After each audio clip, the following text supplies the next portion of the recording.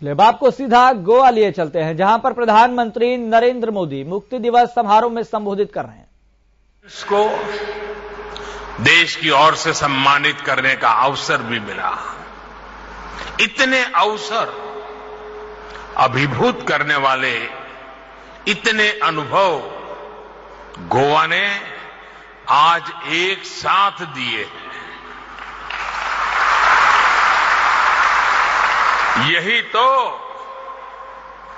जिंदा दिल वाइब्रेंट गोवा का स्वभाव है। मैं इस स्नेह के लिए, इस अपनेपन के लिए गोवा के जन जन का आभार प्रकट करता हूं। साथियों, आज हम एक और गोवा लिबरेशन डे को सेलिब्रेट कर रहे हैं, तो दूसरी ओर गोवा के विकास के लिए नए कदम भी बढ़ा रहे हैं। अभी यहां पर गोवा सरकार के अलग अलग विभागों को, एजेंसियों को आत्मनिर्भर भारत और स्वयंपूर्ण गोवा के सफल इंप्लीमेंटेशन के लिए पुरस्कृत किया गया। शानदार काम करने वाली गोवा की पंचायतों, म्युनिसिपैलिटीज को भी अवार्ड दिए गए। साथ ही आज पुनर्निर्मित किले, अगवाड़ा जेल संग्रहालय, मेडिकल कॉलेज के सुपर स्पेशलिटी ब्लॉक, दक्षिण गोवा जिला अस्पताल और डावरलिम के गैस इंसुलेटेड सब स्टेशन का लोकार्पण भी हुआ है। गोवा मेडिकल कॉलेज और मोपा हवाई अड्डे पर विमानन कौशल विकास केंद्र की शुरुआत भी आज से हो गई है। मैं आप सभी को भी इन उपलब्धियों के लिए, इन विकास परियोजनाओं के लिए अनेक अनेक बधाई देता हूं।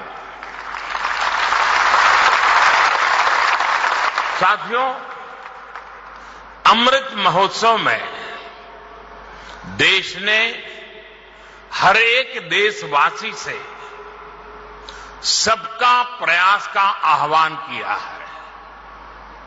गोवा का मुक्ति संग्राम इस मंत्र का एक बड़ा उदाहरण है।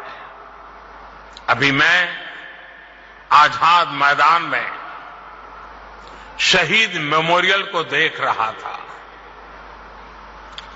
इसे 4 हाथों की आकृतियों से आकार दिया गया है।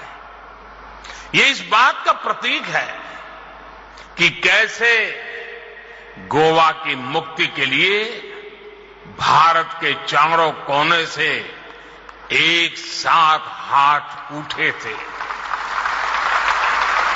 आप देखिए, गोवा एक ऐसे समय में पुर्तगाल के अधीन गया था जब देश के दूसरे बड़े भूभाग में मुगलों की सल्तनत थी।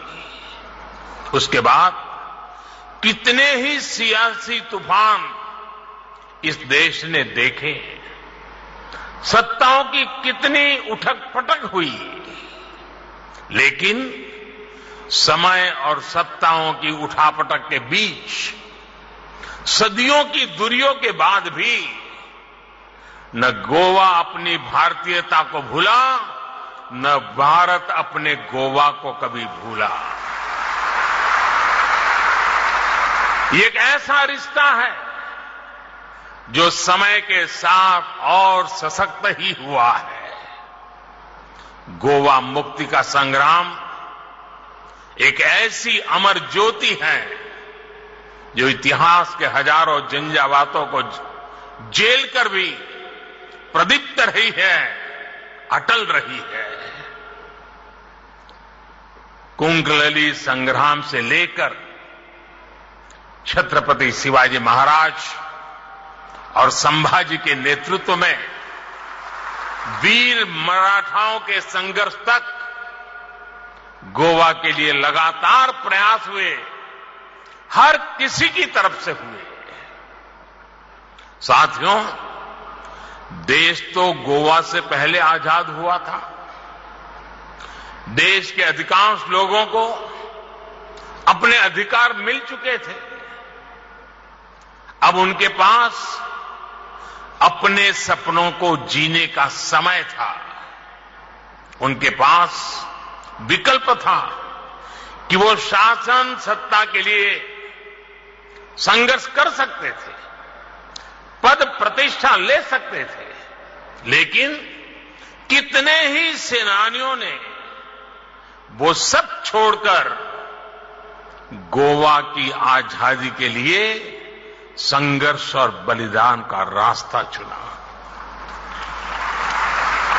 गोवा के लोगों ने भी मुक्ति और स्वराज के लिए आंदोलन को कभी थमने नहीं दिया। उन्होंने भारत के इतिहास में सबसे लंबे समय तक आजादी की लौ को जलाकर रखा। ऐसा इसलिए क्योंकि भारत सिर्फ एक राजनीतिक सत्ता भर नहीं है। भारत मानवता के हितों की रक्षा करने वाला एक विचार है, एक परिवार है। भारत एक ऐसा भाव है जहां राष्ट्र स्व से ऊपर होता है, सर्वोपरि होता है, जहां एक ही मंत्र होता है, राष्ट्र प्रथम, नेशन फर्स्ट, जहां एक ही संकल्प होता है, एक भारत श्रेष्ठ भारत। आप देखिए, लुइस दी मिनेजिस ब्रांगाजा, स्त्रिस्त्राव ब्रांगाजा द कुना, जूलियो मिनेजिस जैसे नाम हो, पुरुषोत्तम काकोडकर, लक्ष्मीकांत भैमरे जैसे सेनानी हो, या फिर बालाराया मापारी जैसे युवाओं के बलिदान, हमारे कितने ही सेनानियों ने आजादी के बाद भी आंदोलन किए, पीड़ाएं झेली, बलिदान दिया, लेकिन इस मूवमेंट को रुकने नहीं दिया। आजादी के ठीक पहले राम मनोहर लोहिया जी से लेकर आजादी के बाद जनसंघ के कितने ही नेताओं तक ये मुक्ति आंदोलन लगातार चला था। याद करिए मोहन रानडे जी को, जिन्हें गोवा की मुक्ति के लिए आंदोलन करने पर जेल भेज दिया था। उन्हें सालों तक जेल में यातना झेलनी पड़ी। गोवा की आजादी के बाद भी उन्हें कई साल तक जेल में ही रहना पड़ा। तब रानडे जी जैसे क्रांतिकारी के लिए अटल जी ने देश की संसद में आवाज उठाई थी। आजाद गोमांतक दल से जुड़े कितने ही नेताओं ने भी गोवा आंदोलन के लिए अपना सर्वस्व अर्पण किया था। प्रभाकर त्रिविक्रम वैद्य, विश्वनाथ लवांडे, जगन्नाथराव जोशी, नाना काजरेकर, सुधीर फड़के, ऐसे कितने ही सेनानी थे जिन्होंने गोवा, दमन, दीव, दादरा और नगर हवेली की आजादी के लिए संघर्ष किया। इस आंदोलन को दिशा दी, ऊर्जा दी। साथियों, गोवा मुक्ति विमोचन समिति के सत्याग्रह में 31 सत्याग्रहियों को अपने प्राण गंवाने पड़े थे। आप सोचिए, इस बलिदानियों के बारे में पंजाब के वीर करनेल सिंह बेनीपाल जैसे वीरों के बारे में इनके भीतर एक छटपटाहट थी, क्योंकि उस समय देश का एक हिस्सा तब भी पराधीन था। कुछ देशवासियों को तब भी आजादी नहीं मिली थी और आज मैं इस अवसर पर यह भी कहूंगा कि अगर सरदार वल्लभ भाई पटेल कुछ वर्ष और जीवित रहते तो गोवा को अपनी मुक्ति के लिए इतना इंतजार नहीं करना पड़ता। साथियों, गोवा का इतिहास स्वराज के लिए भारत के संकल्प का ही प्रतीक नहीं है, ये भारत की एकता और एकजुटता का भी जीता जागता दस्तावेज है। गोवा ने शांति के साथ हर विचार को फलने फूलने की जगह दी। कैसे एक साथ हर मत, मजहब, संप्रदाय एक भारत श्रेष्ठ भारत में रंग भरते हैं, गोवा ने ये करके दिखाया है। गोवा वो स्थान है जिसने जॉर्जिया की सेंट क्वीन केटेवान के होली रेलिक को सदियों तक सहेज कर रखा। अभी कुछ महीने पहले ही भारत ने सेंट क्वीन केटेवान के होली रेलिक को जॉर्जिया सरकार को सौंपा है। सेंट क्वीन केटेवान के ये पवित्र अवशेष 2005 में यहां के सेंट ऑगस्टिन चर्च से ही मिले थे। साथियों, जब गोवा की आजादी के लिए संघर्ष हुआ तो सब मिलकर एक साथ लड़े, एक साथ संघर्ष किया था। विदेशी हुकूमत के खिलाफ पिंटोज क्रांति को तो यहां के नेटिव क्रिश्चियन ने ही लीड किया था। यही भारत की पहचान है। यहां मत मतांतर, सबका एक ही मतलब है, मानवता की सेवा,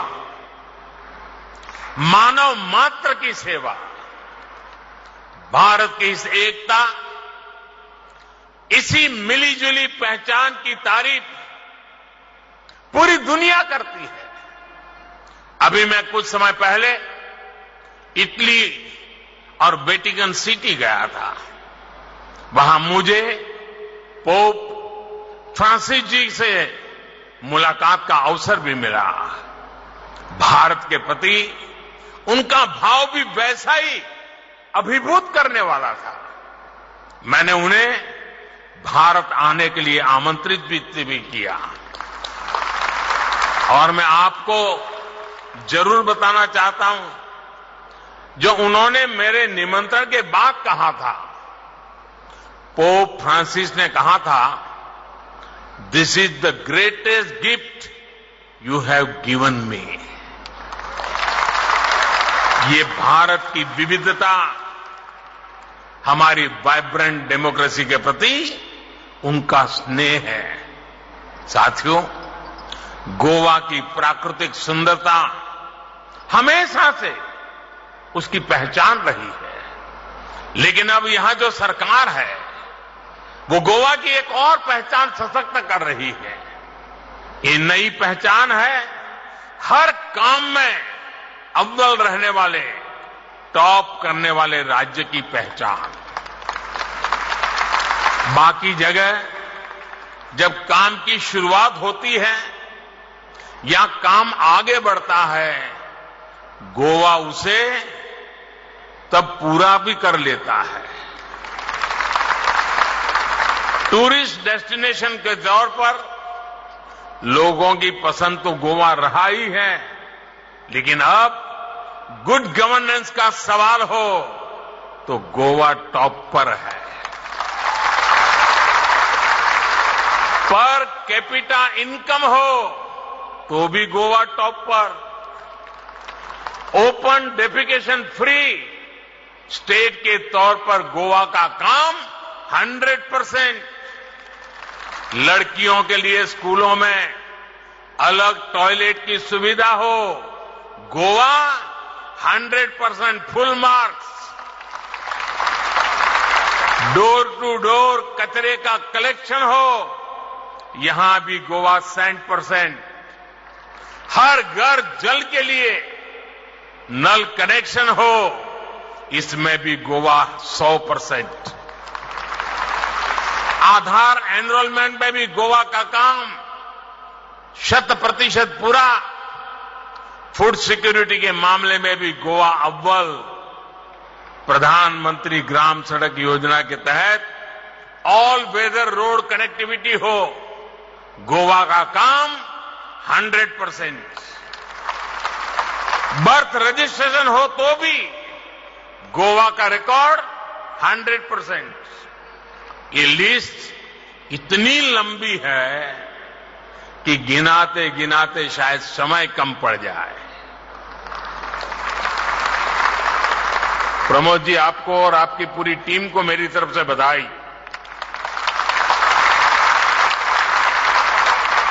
गोवा ने जो कुछ हासिल किया है वो अभूतपूर्व है।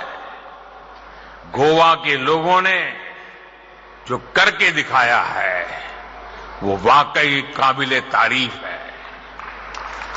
अभी आपकी एक नई उपलब्धि के लिए मैं गोवा सरकार का और सभी गोवा वासियों का विशेष रूप से अभिनंदन करना चाहता हूं। ये उपलब्धि है 100% वैक्सीनेशन की। गोवा में सभी एलिजिबल लोगों ने वैक्सीन लगवा ली है। दूसरी डोज का भी अभियान तेजी से चल रहा है। ये कमाल करने वाले आप देश के पहले राज्यों में से हैं।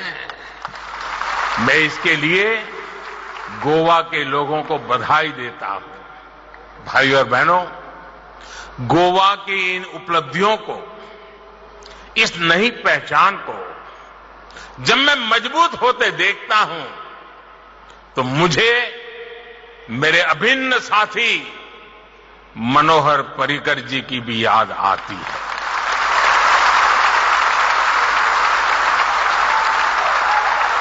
उन्होंने न केवल गोवा को विकास की नई ऊंचाई तक पहुंचाया, बल्कि गोवा की क्षमता का भी विस्तार किया।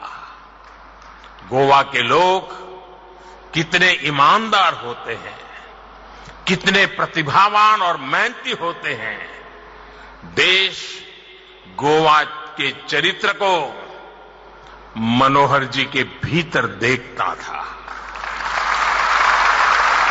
आखिरी सांस तक कोई कैसे अपने राज्य, अपने लोगों के लिए लगा रह सकता है, उनके जीवन में हमने ये साक्षात देखा था। मैं इस अवसर पर मेरे परम मित्र और गोवा के महान सपूत मनोहर जी को भी नमन करता हूं। साथियों, गोवा के विकास के लिए, गोवा में पर्यटन की अपार संभावनाओं को बढ़ाने के लिए जो अभियान पर्रिकर जी ने शुरू किया था, वो आज भी उतने ही जोश से जारी है। कोरोना की इतनी बड़ी वैश्विक महामारी से भी गोवा जिस तेजी से उबर रहा है, उसमें इसके दर्शन होते हैं। केंद्र सरकार द्वारा भी पर्यटन उद्योगों को एक नई ऊंचाई देने के लिए लगातार प्रयास किए जा रहे हैं। वीजा के नियमों को सरल करना हो, ई वीजा वाले देशों की संख्या को बढ़ाना हो, हर तरफ से टूरिज्म इंडस्ट्री को सपोर्ट करने का काम हुआ हो। अभी हाल ही में जो फिल्म फेस्टिवल हुआ, उसकी सफलता भी बताती है कि गोवा में टूरिज्म किस तरह बढ़ रहा है। साथियों, जिस तरह गोवा सरकार ने यहां अच्छी सड़कें बनवाई, इंफ्रास्ट्रक्चर और सर्विसेज को मजबूत किया, तो उससे यहां पर्यटकों की सुविधा बढ़ी। वैसे ही आज देश भर में हाईवेज, एक्सप्रेसवेज और हाई टेक इंफ्रास्ट्रक्चर को आधुनिक बनाया जा रहा है। आज रेलवे का कायाकल्प हो रहा है। देश के तमाम शहरों में एयरपोर्ट बन रहे हैं। इससे लोगों की यात्रा आसान होती है। वो अगर गोवा आने की सोचते हैं तो रास्ते की चिंता करके उन्हें प्लान ड्रॉप नहीं करना पड़ता। इस मिशन को अब और गति देने के लिए, शक्ति देने के लिए पीएम गति शक्ति नेशनल मास्टर प्लान पर भी काम शुरू किया है। आने वाले सालों में ये मिशन गति शक्ति देश में इंफ्रा और टूरिज्म में के एक नए युग का सूत्रपात करेगा। साथियों, गोवा में अगर एक और ये अनंत समंदर है तो दूसरी ओर यहां के युवाओं के समंदर जैसे ही व्यापक सपने हैं। इन सपनों को पूरा करने के लिए वैसा ही व्यापक विजन भी चाहिए। मैं ये कह सकता हूं कि प्रमोद सावंत जी ऐसे ही बड़े विजन के साथ आज काम कर रहे हैं। आज गोवा में स्कूल्स में बच्चों को फ्यूचर रेडी एजुकेशन के लिए कोडिंग और रोबोटिक्स को प्रमोट किया जा रहा है। टेक्निकल एजुकेशन को सब्सिडाइज किया जा रहा है। हायर एजुकेशन के लिए सरकार 50% फी वेवर भी दे रही है। आज यहां जिस एविएशन स्किल डेवलपमेंट सेंटर का लोकार्पण हुआ है वो भी अब युवाओं के लिए रोजगार के नए अवसरों को पैदा करेगा। इसी तरह आज अगर देश आत्मनिर्भर भारत अभियान का संकल्प लेकर अपने पैरों पर खड़ा हो रहा है तो गोवा स्वयं पूर्ण गोवा मिशन से देश को ताकत दे रहा है। मुझे इस मिशन के स्वयं पूर्ण मित्रों से भी बात करने का, एक वर्चुअली बात करने का मौका मिला था।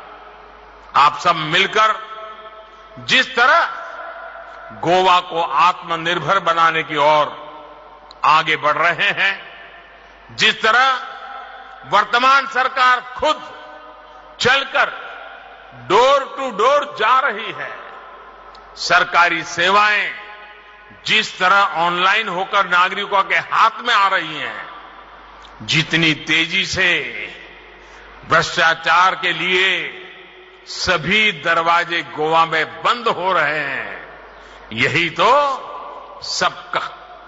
सबका साथ, सबका विकास, सबका विश्वास और सबका प्रयास का वो संकल्प है जिसे गोवा आज पूरा होता देख रहा है। साथियों, आज जैसे आजादी के अमृत महोत्सव में देश आजादी के 100 साल के लिए नए संकल्प ले रहा है, वैसे ही मैं आह्वान करता हूं कि गोवा अपनी मुक्ति के 75 साल होने पर कहां पहुंचेगा, इसके लिए नए संकल्प ले, नए लक्ष्य तय करे। इसके लिए जो निरंतरता अभी तक गोवा में दिखी है वही आगे भी रहनी चाहिए। हमें रुकना नहीं है, अपनी स्पीड को कम नहीं होने देना है। गोंयानी गोयंकाराची तोंखाय करीत तितकी थोडीच।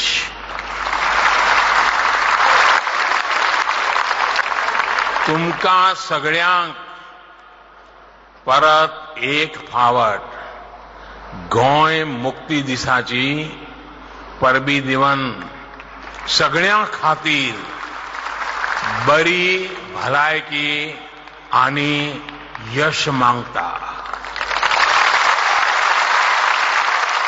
बहुत बहुत धन्यवाद। भारत माता की, भारत माता की, भारत माता की। धन्यवाद।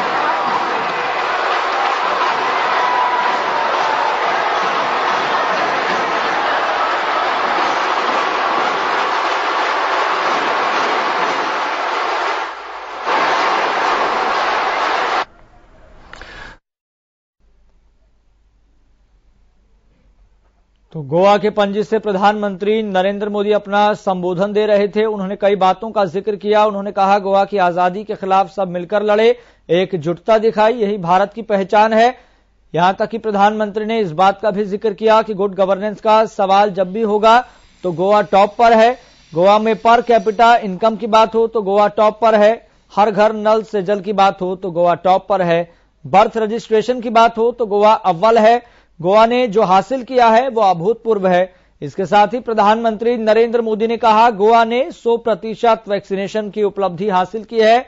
प्रधानमंत्री नरेंद्र मोदी गोवा के पूर्व और दिवंगत मुख्यमंत्री मनोहर पर्रिकर को भी उन्होंने याद किया, स्मरण किया। उन्होंने बताया कि उनकी मौजूदगी में किस तरीके से गोवा की अभूतपूर्व विकास करने में उनकी महत्वपूर्ण भूमिका रही और पर्यटन क्षेत्र में अपार संभावनाएं बढ़ाने के लिए उन्होंने मनोहर पर्रिकर को याद किया, स्मरण किया। फिलहाल मुझे दीजिए इजाजत, देखते रहिए हरियाणा न्यूज।